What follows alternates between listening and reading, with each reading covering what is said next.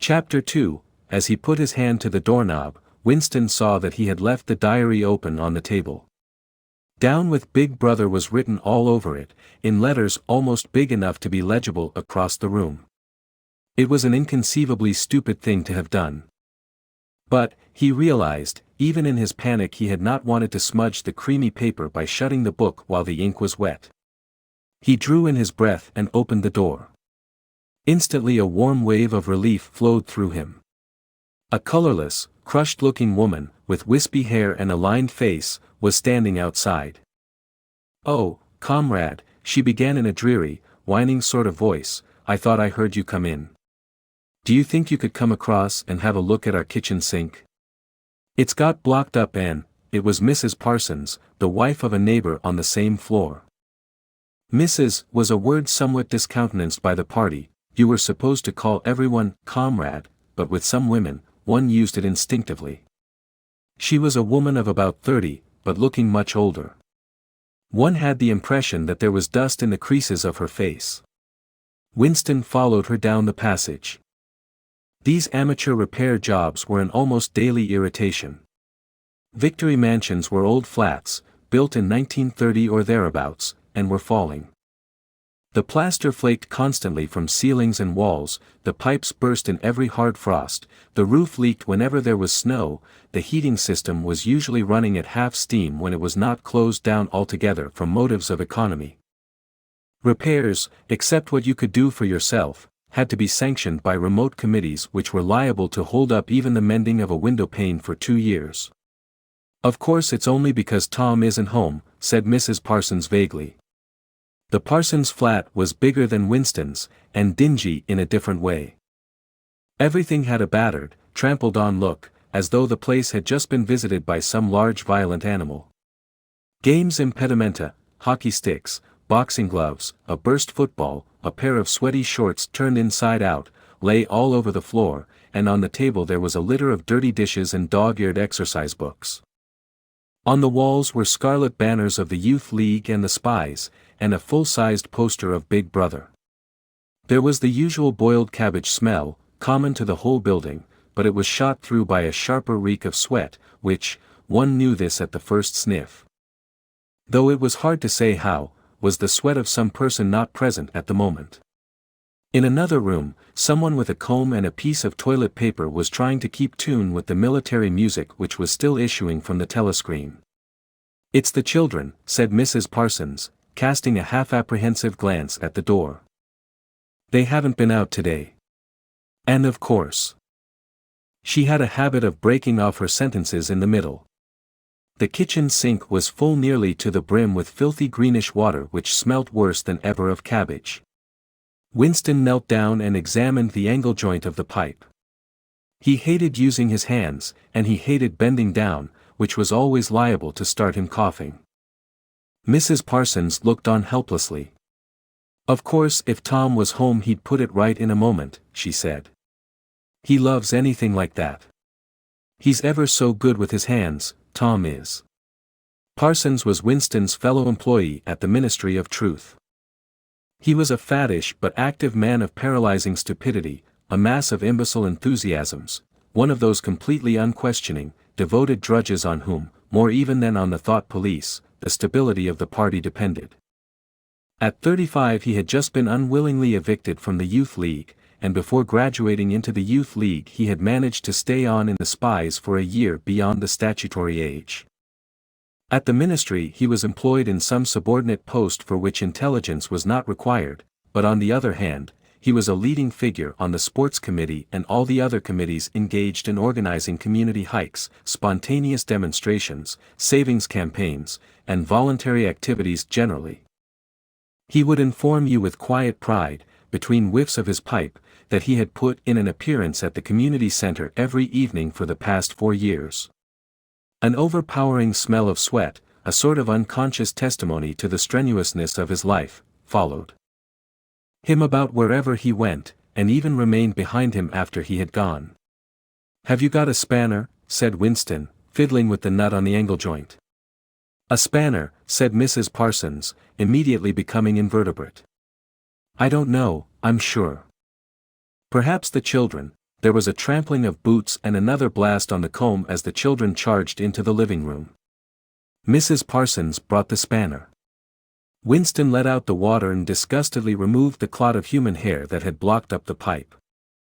He cleaned his fingers as best he could in the cold water from the tap and went back into the other room. "Up with your hands," yelled a savage voice. A handsome, tough-looking boy of 9 had popped up from behind the table and was menacing him with a toy automatic pistol, while his small sister, about 2 years younger, made the same gesture with a fragment of wood. Both of them were dressed in the blue shorts, gray shirts, and red neckerchiefs which were the uniform of the spies. Winston raised his hands above his head, but with an uneasy feeling, so vicious was the boy's demeanor, that it was not altogether a game. "You're a traitor," yelled the boy. "You're a thought criminal. You're a Eurasian spy. I'll shoot you, I'll vaporize you, I'll send you to the salt mines." Suddenly they were both leaping round him, shouting "traitor" and "thought criminal," the little girl imitating her brother in every movement. It was somehow slightly frightening, like the gambling of tiger cubs which will soon grow up into man-eaters. There was a sort of calculating ferocity in the boy's eye, a quite evident desire to hit or kick Winston and a consciousness of being very nearly big enough to do so. It was a good job it was not a real pistol he was holding, Winston thought. Mrs. Parsons' eyes flitted nervously from Winston to the children, and back again. In the better light of the living room he noticed with interest that there actually was dust in the creases of her face. "They do get so noisy," she said. "They're disappointed because they couldn't go to see the hanging, that's what it is. I'm too busy to take them. And Tom won't be back from work in time." "Why can't we go and see the hanging?" roared the boy in his huge voice. "Want to see the hanging? Want to see the hanging," chanted the little girl, still capering round. Some Eurasian prisoners, guilty of war crimes, were to be hanged in the park that evening, Winston remembered. This happened about once a month, and was a popular spectacle. Children always clamored to be taken to see it. He took his leave of Mrs. Parsons and made for the door. But he had not gone 6 steps down the passage when something hit the back of his neck, an agonizingly painful blow. It was as though a red-hot wire had been jabbed into him. He spun round just in time to see Mrs. Parsons dragging her son back into the doorway while the boy pocketed a catapult. "Goldstein!" bellowed the boy as the door closed on him. But what most struck Winston was the look of helpless fright on the woman's grayish face. Back in the flat he stepped quickly past the telescreen and sat down at the table again, still rubbing his neck. The music from the telescreen had stopped.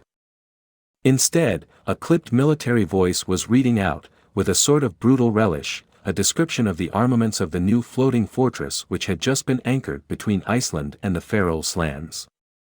With those children, he thought, that wretched woman must lead a life of terror.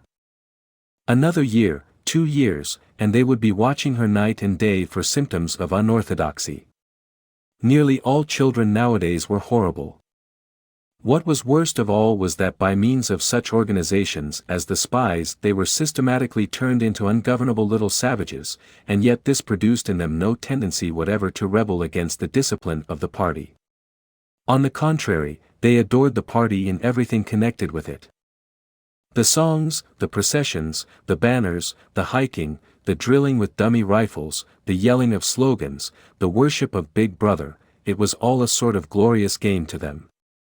All their ferocity was turned outwards, against the enemies of the state, against foreigners, traitors, saboteurs, thought criminals. It was almost normal for people over 30 to be frightened of their own children. And with good reason, for hardly a week passed in which the Times did not carry a paragraph describing how some eavesdropping little sneak, child hero, was the phrase generally used, had overheard some compromising remark and denounced its parents to the thought police. The sting of the catapult bullet had worn off. He picked up his pen half-heartedly, wondering whether he could find something more to write in the diary. Suddenly he began thinking of O'Brien again. Years ago, how long was it? 7 years it must be, he had dreamed that he was walking through a pitch-dark room. And someone sitting to one side of him had said as he passed, "We shall meet in the place where there is no darkness." It was said very quietly, almost casually, a statement, not a command. He had walked on without pausing. What was curious was that at the time, in the dream, the words had not made much impression on him. It was only later and by degrees that they had seemed to take on significance. He could not now remember whether it was before or after having the dream that he had seen O'Brien for the first time, nor could he remember when he had first identified the voice as O'Brien's. But at any rate the identification existed. It was O'Brien who had spoken to him out of the dark. Winston had never been able to feel sure. Even after this morning's flash of the eyes it was still impossible to be sure whether O'Brien was a friend or an enemy. Nor did it even seem to matter greatly. There was a link of understanding between them, more important than affection or partisanship. "We shall meet in the place where there is no darkness," he had said. Winston did not know what it meant, only that in some way or another it would come true. The voice from the telescreen paused. A trumpet call, clear and beautiful, floated into the stagnant air. The voice continued raspingly, "Attention. Your attention, please. A newsflash has this moment arrived from the Malabar front. Our forces in South India have won a glorious victory. I am authorized to say that the action we are now reporting may well bring the war within measurable distance of its end." Here is the newsflash, bad news coming, thought Winston.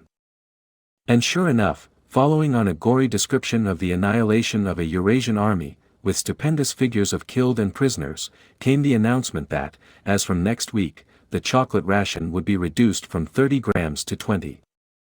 Winston belched again. The gin was wearing off, leaving a deflated feeling. The telescreen, perhaps to celebrate the victory, perhaps to drown the memory of the lost chocolate, crashed into Oceania, "'Tis for thee. You were supposed to stand to attention." However, in his present position he was invisible. Oceania, "'Tis for thee" gave way to lighter music. Winston walked over to the window, keeping his back to the telescreen.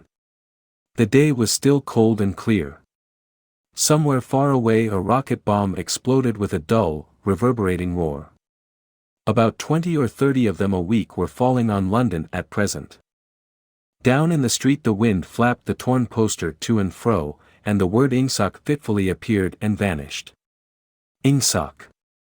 The sacred principles of Ingsoc. Newspeak, doublethink, the mutability of the past. He felt as though he were wandering in the forests of the sea bottom, lost in a monstrous world where he himself was the monster. He was alone. The past was dead, the future was unimaginable. What certainty had he that a single human creature now living was on his side? And what way of knowing that the dominion of the party would not endure forever? Like an answer, the three slogans on the white face of the Ministry of Truth came back to him: "War is peace, freedom is slavery, ignorance is strength." He took a 25-cent piece out of his pocket. There, too, in tiny clear lettering, the same slogans were inscribed, and on the other face of the coin the head of Big Brother. Even from the coin the eyes pursued you. On coins, on stamps, on the covers of books, on banners, on posters, and on the wrappings of a cigarette packet, everywhere. Always the eyes watching you and the voice enveloping you. Asleep or awake, working or eating, indoors or out of doors, in the bath or in bed, no escape. Nothing was your own except the few cubic centimeters inside your skull. The sun had shifted round, and the myriad windows of the Ministry of Truth, with the light no longer shining on them, looked grim as the loopholes of a fortress. His heart quailed before the enormous pyramidal shape. It was too strong, it could not be stormed. 1,000 rocket bombs would not batter it down. He wondered again for whom he was writing the diary. For the future, for the past, for an age that might be imaginary. And in front of him there lay not death but annihilation. The diary would be reduced to ashes and himself to vapor. Only the thought police would read what he had written, before they wiped it out of existence and out of memory. How could you make an appeal to the future when not a trace of you, not even an anonymous word scribbled on a piece of paper, could physically survive. The telescreen struck 14. He must leave in 10 minutes. He had to be back at work by 14:30. Curiously, the chiming of the hour seemed to have put new heart into him. He was a lonely ghost uttering a truth that nobody would ever hear. But so long as he uttered it, in some obscure way the continuity was not broken. It was not by making yourself heard but by staying sane that you carried on the human heritage. He went back to the table, dipped his pen, and wrote, to the future or to the past, to a time when thought is free, when men are different from one another and do not live alone, to a time when truth exists and what is done cannot be undone, from the age of uniformity, from the age of solitude, from the age of Big Brother. From the age of doublethink, greetings. He was already dead, he reflected. It seemed to him that it was only now, when he had begun to be able to formulate his thoughts, that he had taken the decisive step. The consequences of every act are included in the act itself. He wrote, thought crime does not entail death, thought crime is death. Now he had recognized himself as a dead man, it became important to stay alive as long as possible. 2 fingers of his right hand were ink-stained. It was exactly the kind of detail that might betray you. Some nosing zealot in the ministry, a woman, probably, someone like the little sandy-haired woman or the dark-haired girl from the fiction department, might start wondering why he had been writing during the lunch interval, why he had used an old-fashioned pen, what he had been writing, and then drop a hint in the appropriate quarter. He went to the bathroom and carefully scrubbed the ink away with the gritty dark brown soap which rasped your skin like sandpaper and was therefore well adapted for this purpose. He put the diary away in the drawer. It was quite useless to think of hiding it, but he could at least make sure whether or not its existence had been discovered. A hair laid across the page ends was too obvious. With the tip of his finger, he picked up an identifiable grain of whitish dust and deposited it on the corner of the cover, where it was bound to be shaken off if the book was moved.